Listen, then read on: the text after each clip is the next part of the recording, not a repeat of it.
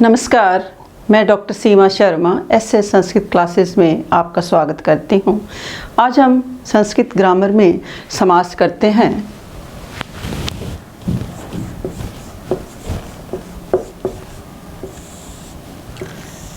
सबसे पहले देखते हैं कि समास शब्द की व्युत्पत्ति कैसे होती है।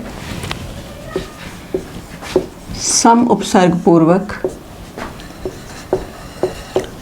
अस धातु घय प्रत्यय जिसका आशेष बचता है, तो इसका अर्थ क्या है, यानी संक्षेप। समास का अर्थ क्या है, संक्षेप, संक्षिप्तीकरण करना। तत्र सम सनम समास, अर्थात विभक्ति रहित अनेक पदों के समुदाय को हम क्या कहते हैं, समास कहते हैं।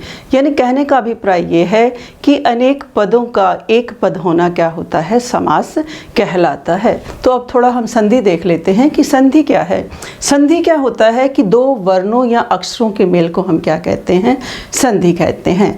वर्ण संधानम संधिरिति, वर्ण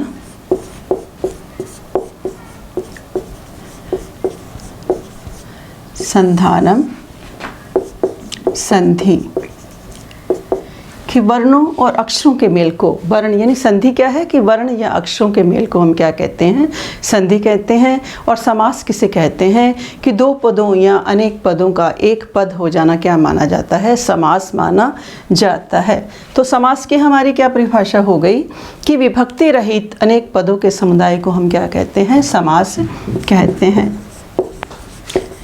विभक्ति रहित अनेक पदों के समुदाय को समास कहते हैं। समर्थ पदानाम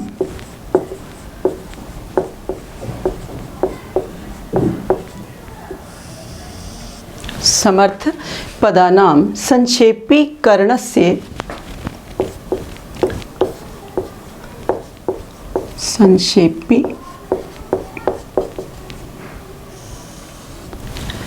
समर्थ पदानाम संक्षेपीकरणस्य प्रक्रिया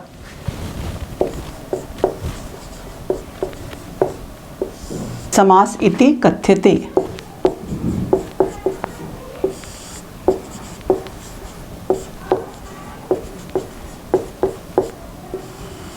तो यहाँ समास में क्या होता है कि अत्र पूर्व पदस्य विभक्ति लोपः भवति। अत्र पूर्व पदस्य विभक्ति लोपः भवति। तो समर्थ पदानाम संक्षेपीकरणस्य प्रक्रिया समास इति कथ्यते। यहाँ पर क्या होता है कि समास में दो पद होते हैं। आगे हम विस्तार से सारा जानेंगे कि समास में दो पद होते हैं, पूर्व पद और उत्तर पद। परंतु जब हम समास करते हैं तो पहले पद की जो विभक्ति है उसका क्या हो जाता है, लोप हो जाता है। कि ईश्वरस्य भक्तः, तो जब हम समस्त पद बनाएंगे तो क्या बन जाएगा, ईश्वर भक्तः। तो ये हमारा क्या है, समास है। सम उपसर्ग पूर्वक अस धातु से घय प्रत्यय से समास शब्द की व्युत्पत्ति होती है, जिसका अर्थ क्या है, संक्षिप्तीकरणम।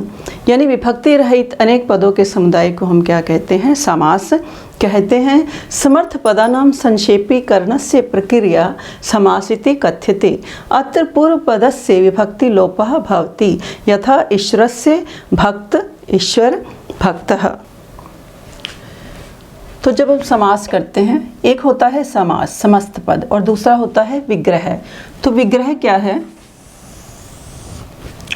वृत्तीय अर्थ अबोधक वाक्यम विग्रह, यानी वाक्य के अर्थ का बोध कराने वाले को हम क्या कहते हैं? विग्रह कहते हैं। यानी समस्त पद का जो अर्थ है उसका ज्ञान कराने वाला जो वाक्य है उसको हम क्या कहते हैं? विग्रह कहते हैं। तो यहाँ विग्रह का अर्थ क्या है? अलग अलग, पृथक पृथक। विग्रह मैंने पृथक पृथक। तो विग्रह से अभी हमारा अभिप्राय क्या है कि अलग अलग करना, अर्थात समस्त पदों को क्या है? पृथक पृथक करना क्या कहलाता है? विग्रह कहलाता है। समस्त पद को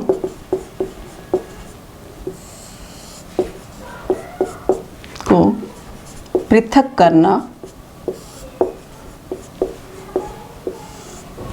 क्या कहलाता है? विग्रह कहलाता है। तो वृत्तीय अर्थ अबोधक वाक्यम विग्रह कि समस्त पद का जो ज्ञान कराने वाला वाक्य है उसको हम क्या कहते हैं? विग्रह कहते हैं। यानी जब भी किसी विभाग को हम जानना चाहते हैं और विग्रह करते हैं, उसको अलग अलग करते हैं, तो तब हमें उस वाक्य का जो अर्थ है उचित प्रकार से क्या है? पता लग जाता है।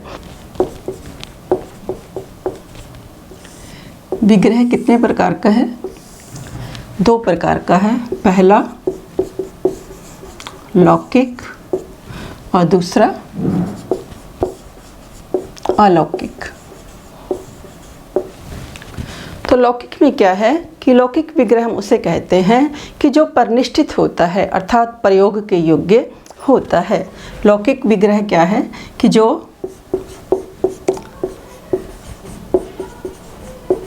परिनिष्ठित होता है, यानी प्रयोग के योग्य होता है। तो लौकिक विग्रह में जैसे हमारा उदाहरण क्या है? यथा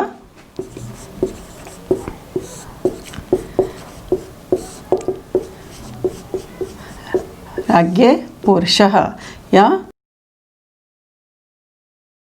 भूते भयो बलि।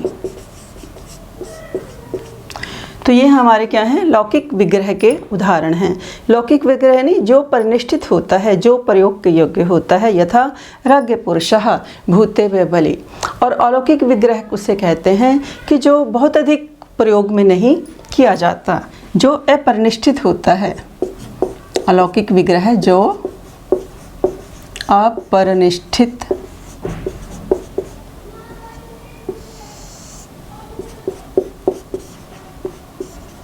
होता है। आगे लौकिक विग्रह फिर हमारा क्या है? 2 प्रकार का है। कौन कौन सा है? स्वपद विग्रह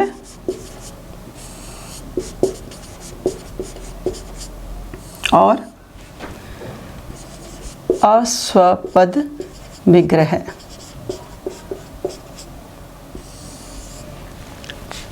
स्वपद विग्रह, अस्वपद विग्रह। तो स्वपद विग्रह क्या है कि जिस पद के साथ विग्रह हो उसी पद के साथ यदि समास होता है तो वो क्या होता है? स्वपद विग्रह होता है। जैसे राज्यः पुरुषः, राज पुरुषः। तो यहाँ पर राजन जो शब्द है इसका पुरुष के साथ क्या है? विग्रह हुआ है। जो राज्ञ शब्द है हमारा, इसके मूल शब्द हमारा क्या है? राजन। तो राजन जो शब्द है इसका क्या है कि पुरुष के साथ क्या हुआ है? विग्रह हुआ है और उसके साथ ही क्या है? समास हुआ है। तो तब ये क्या माना जाएगा? स्वपद विग्रह माना जाएगा। अस्वपद विग्रह यानी जहाँ अस्वपद विग्रह कहाँ होता है कि जहाँ विग्रह तो अन्य पद के साथ हो और समास कहाँ हो? अन्य पद के साथ हो, उसे हम क्या कहेंगे? अस्वपद विग्रह कहेंगे। जैसे इसमें सारा क्या है कि अविभाव समास हमारा आ जाता है कि यथा, हम अविभाव का उदाहरण जैसे लेते हैं, यथा कृष्णस्य समीपम।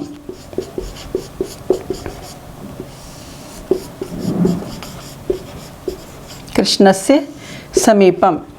तो जब हम समस्त पद बनाएंगे तो क्या बन जाएगा? उप कृष्णम। तो तो यहाँ पर क्या है कि कृष्णस्य समीपम उपकृष्णम, कि यहाँ पर विग्रह में क्या है कि कृष्ण का समीप के साथ विग्रह हो रहा है, परंतु जब हम समस्त पद करते हैं तो तब क्या है कि उप के साथ इसका समस्त पद बनता है। तो इस प्रकार ये वाक्य हमारा क्या माना जाएगा, अस्वपद विग्रह का विग्रह माना जाएगा। तो एक बार दोबारा से देख लेते हैं कि अस्वपद विग्रह, कि जो जहाँ विग्रह तो है अन्य पद के साथ और समस्त पद क्या है किसी अन्य पद के साथ होता है, उसे हम क्या कहते हैं, अस्वपद विग्रह कहते हैं। यथा कृष्णस्य समीपम उपकृष्णम, यहाँ पर विग्रह तो कृष्ण का समीप के साथ हुआ है और समास क्या है, उप के साथ हुआ है, और उसे हम क्या कहेंगे, अस्वपद विग्रह कहेंगे। तो विग्रह हमारा दो प्रकार का था, लौकिक और अलौकिक, और फिर लौकिक विग्रह आगे फिर दो प्रकार का है, स्वपद विग्रह यथा राज्य पुरुषः राजपुरुषा, अस्वपद विग्रह कृष्णस्य समीपम। समास के भेद करते हैं।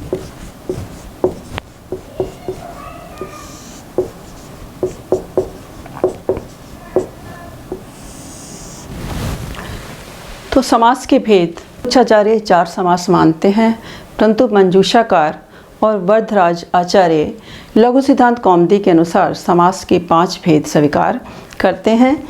कौन कौन से? केवल समास,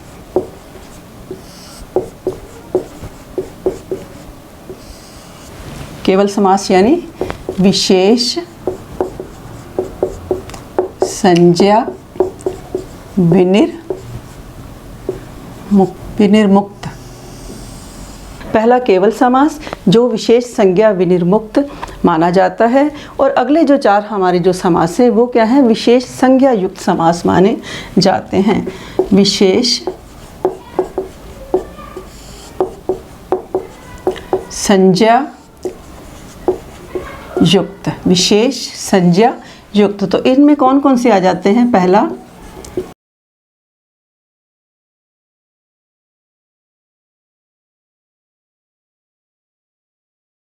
दूसरा तत्पुरुष समास, तत्पुरुष के आगे 2 भेद हो जाते हैं, व्यधिकरण तत्पुरुष और समानाधिकरण तत्पुरुष।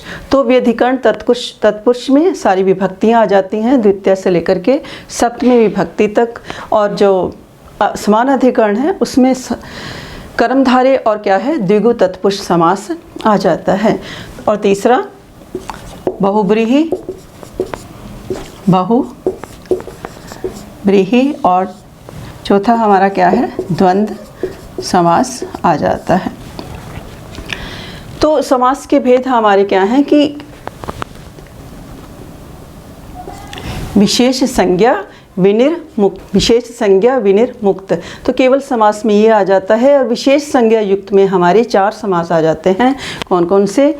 अवयवी भाव समास और तत्पुरुष समास। तत्पुरुष के 2 भेद मैंने बताए, व्यधिकरण तत्पुरुष और समानाधिकरण तत्पुरुष।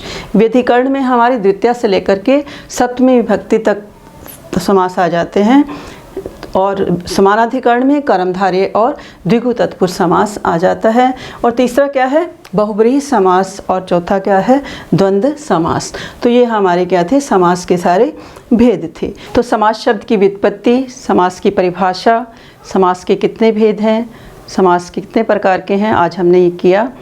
तो अगर ये वीडियो आपको पसंद आए तो लाइक कर दीजिए। अगर आप नए हैं ऐसे संस्कृत में तो हमारे इस चैनल सब्सक्राइब कर दीजिए। मैं मिलती हूँ अगले अपने नए संस्कृत लेसन के साथ। धन्यवाद।